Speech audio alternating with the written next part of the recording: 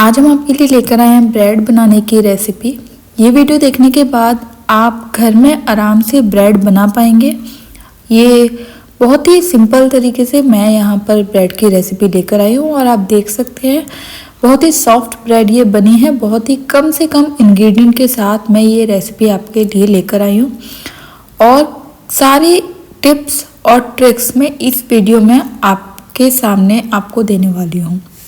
आप घर में बनाई गई ब्रेड का टेक्सचर आप देख सकते हैं किस तरह का है। जिस तरह से एकदम बाहर की ब्रेड आती है उस तरह से ही इसका टेक्सचर है। आप बाहर की साइड जो साइड्स होती हैं आप वो भी देख सकते हैं।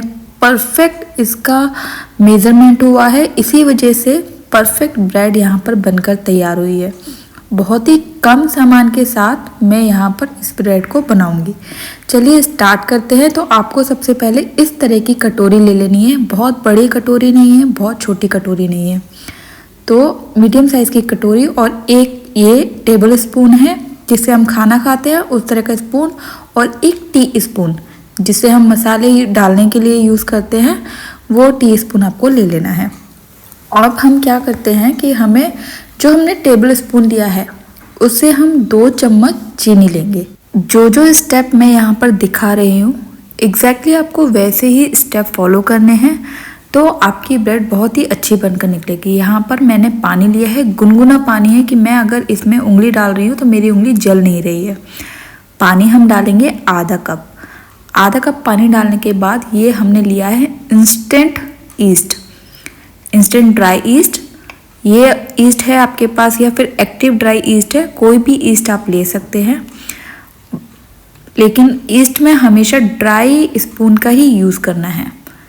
तो यहाँ पर आप देख सकते हैं जो टी स्पून थी हमारे पास वो हमने भरकर इसमें 1 चम्मच डाल दिया और ये हम दूसरी चम्मच डाल रहे हैं।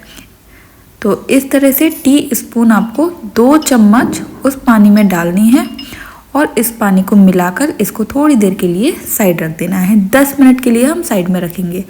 अब यहाँ पर हमने लिया है 1 कटोरी गेहूं का आटा और 1 कटोरी हमने लिया है मैदा। सही मेज़रमेंट है, ध्यान रखना है मेज़रमेंट बिल्कुल। और जो टीस्पून हमने ली थी उसी टीस्पून से 1 चम्मच हम नमक डालेंगे।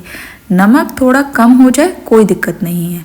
ये हमने लिया है मिल्क पाउडर आप डालो नहीं डालो उससे कोई फ़र्क नहीं आने वाला, लेकिन थोड़ा सा टेस्ट बेटर हो जाता है।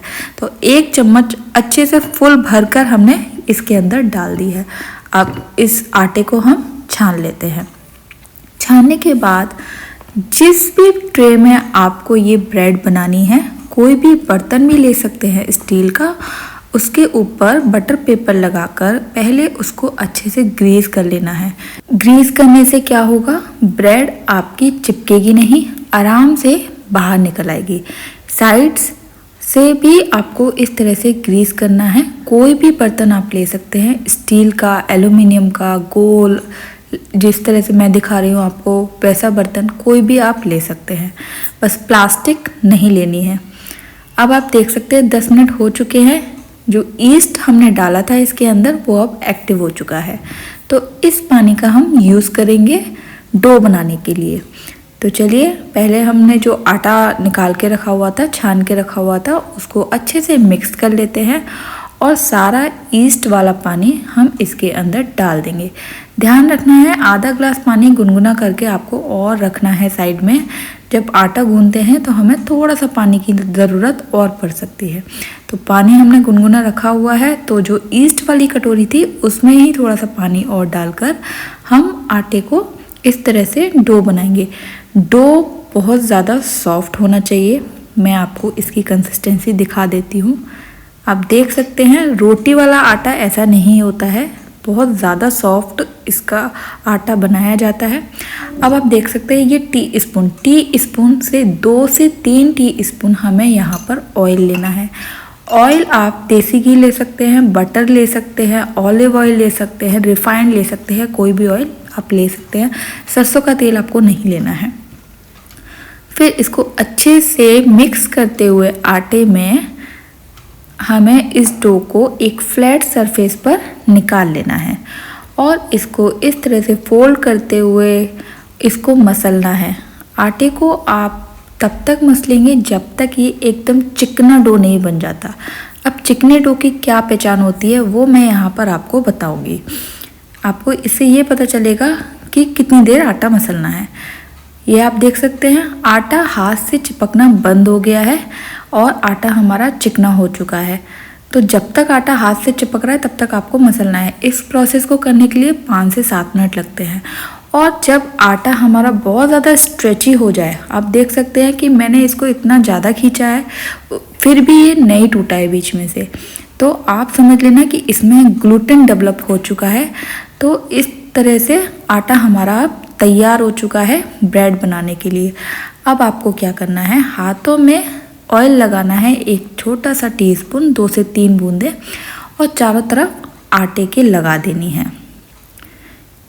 तो इस तरह से आपको आटे के चारों तरफ ऑयल लगा देना है, क्योंकि अभी हम जब इसे शेप देंगे तो प्रॉपर आराम से शेप दे पाएंगे। अब उसी बोल में हम रख देंगे जिस बोल में हमने आटा गूंदा था। अब इसके ऊपर क्लिंच रैप का हम यूज़ करेंगे। कोई भी पॉलीथीन या कोई भी कपड़ा, या फिर कपड़ा रखने के बाद आप प्लेट भी रख सकते हैं उसके ऊपर से, और गर्म जगह पर हम इसे रख देंगे जहाँ ज़्यादा हवा ना हो। तो बस हमने 1 घंटा रखा। 1 घंटे के बाद आप देख सकते हैं ईस्ट ने अपना काम कर दिया है, आटा एकदम फ्लफी हो चुका है और आप देख सकते हैं कितनी अच्छी जालियाँ इसके अंदर बन रही हैं। तो ये ही एक परफेक्ट मेथड होता है ब्रेड बनाने के लिए, जिसकी वजह से आपकी ब्रेड जो होती है बहुत ज़्यादा सॉफ्ट बनती है। अगर आटे में जालियाँ बन गई हैं तो आपकी ब्रेड सॉफ्ट ही बनेगी। तो इस तरह से आपको 1 घंटे के बाद इसको फिर से थोड़ा सा आटा फ्लैट सरफेस पे डालना है और इसको इस तरह से फोल्ड करना है। आटे को हम फोल्ड करेंगे इस तरह से, और अब हम बेलन की सहायता से इसको बेलेंगे जिससे कि एक लंबी शेप इसको दे पाएँ। जिस तरह से ब्रेड की शेप होती है लॉन्ग शेप, या अगर कोई भी बर्तन में आप ब्रेड बना रहे हैं उस तरह की शेप आप दे पाएँ। फोल्ड करने के बाद इसके साइड्स को हम इस तरह से चिपका देंगे। आप देख सकते हैं ये बहुत अच्छे से आपको चिपकाने हैं जिससे कि ब्रेड जब फ्लफी होने लगे तो वो इसके साइड्स खुले ना। अब हमने जो भी बर्तन लिया है उसमें ब्रेड पूरी तरह से आ गई है अच्छे से।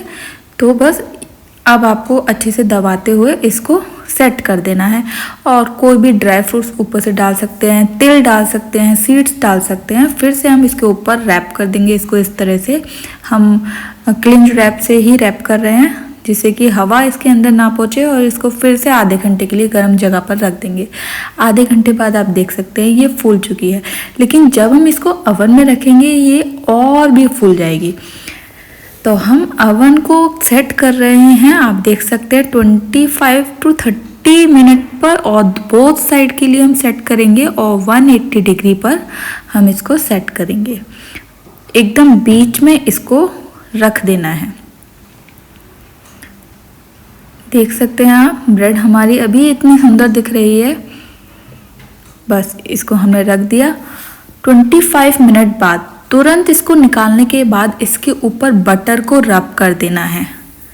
बटर रब करने से क्या होगा, ये एकदम सॉफ्ट बनेगी, ऊपर से ये टाइट नहीं होगी और इसके ऊपर एक शाइन आ जाएगी जिस तरह से ब्रेड के ऊपर भी आती है।